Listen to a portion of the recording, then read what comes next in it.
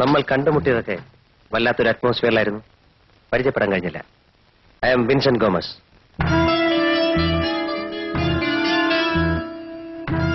ഈ റിയാക്ഷനെ ഞാൻ പ്രതീക്ഷിച്ചുള്ളൂ. ഞാൻ കാരണം ആൻസിക്ക് ഒരുപാട് ബുദ്ധിമുട്ടുണ്ടായി. ക്ഷമിക്കണം. വെറുതെ ഒരു ക്ഷമ ചോദിച്ചാൽ തീരുന്ന തെറ്റല്ല ഞാൻ ചെയ്തത്. ചെയ്ത തെറ്റിന് പരിഹാരം ചെയ്യാൻ വേണ്ടിയാണ് ഞാൻ വന്നത്. ആപത്തിൽ സഹായിക്കുന്നവരെ ഞാൻ ഒരിക്കലും മറക്കില്ല. ഇത് തുക എത്രയുണ്ടെന്ന് ഞാൻ പറയുന്നില്ല. കുറഞ്ഞു പോയെങ്കിൽ എന്റെ ഓഫീസിലേക്ക് വിളിച്ചാൽ മതി. My phone number is 2255. ഈ പണം വേണ്ട എന്ന് മാത്രം പറയരുത്. ഇതെന്റെ ഈഗോയുടെ പ്രശ്നം കൂടെയാണ്. പ്രതിഫലം നൽകാതെ ആരിൽ നിന്നും ഒരു സഹായവും ഞാൻ സ്വീകരിച്ചിട്ടില്ല ഇതുവരെ. ആൻസിയെ സംബന്ധിച്ചിടത്തോളം ഉടനെ മറ്റൊരു ജോലി അത് ബുദ്ധിമുട്ടാണെന്ന് എനിക്കറിയാം. സ്വന്തമായി പ്രാക്ടീസ് തുടങ്ങാൻ അതിന് ഈ പണം തികയും. Please please get out.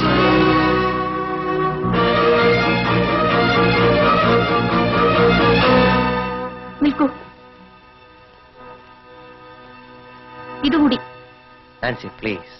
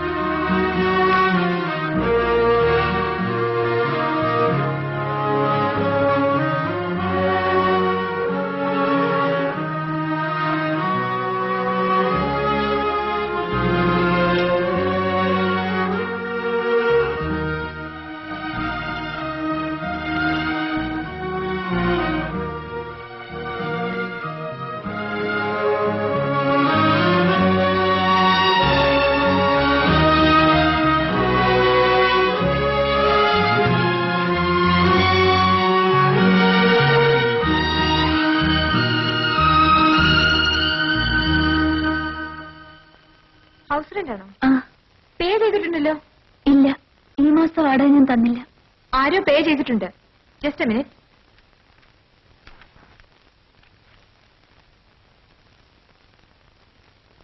Correct. അടുത്ത ഒരു വർഷത്തേക്കുള്ളത് പേ ചെയ്തിട്ടുണ്ട്. From Vincent Gomes and company.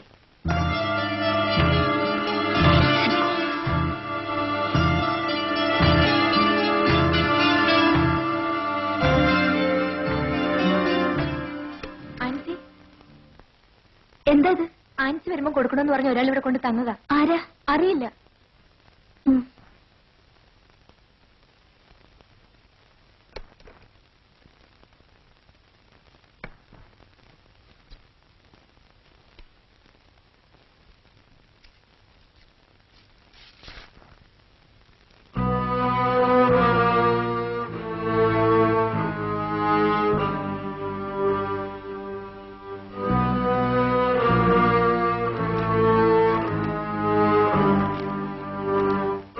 ഞാൻ ഏറ്റവും കടപ്പെട്ടിരിക്കുന്ന ആൻസിക്ക്. ഞാൻ നിന്റെ സഹായം സ്വീകരിച്ച അന്നു മുതൽ നീ എന്റെ സംരക്ഷണയിലാണ്. എന്റെ സംരക്ഷണത്തിലിരിക്കുന്ന ആരും ബുദ്ധിമുട്ടുന്നത് എനിക്കിഷ്ടമല്ല.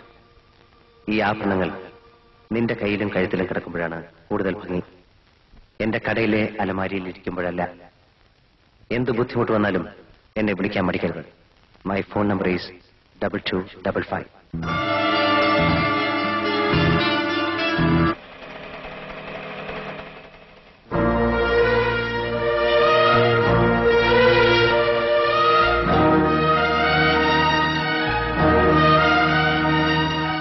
മിസ്റ്റർ വിൻസെന്റ് അകത്തുണ്ടോ? ഉണ്ട്.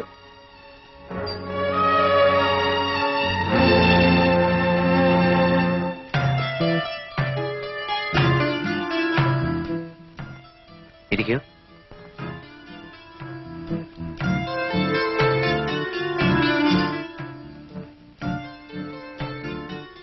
ആൻസിയെ കുറിച്ചുള്ള എന്റെ കണക്കുകൂട്ടലുകൾ എപ്പോഴും തെറ്റുന്നു. ഇതാ ഇപ്പോഴും തെറ്റി.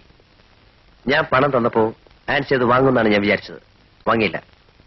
എന്നെ കാണാൻ ആൻസി വന്നപ്പോ ഒരു പൊട്ടിത്തെറിയാണ് ഞാൻ പ്രതീക്ഷിച്ചത്. ഇതെല്ലാം കൂടെ എന്റെ മുഖത്തേക്ക് വലിച്ചെറിഞ്ഞ് ആകെ ഒരു ബഹളം. അതുമില്ല.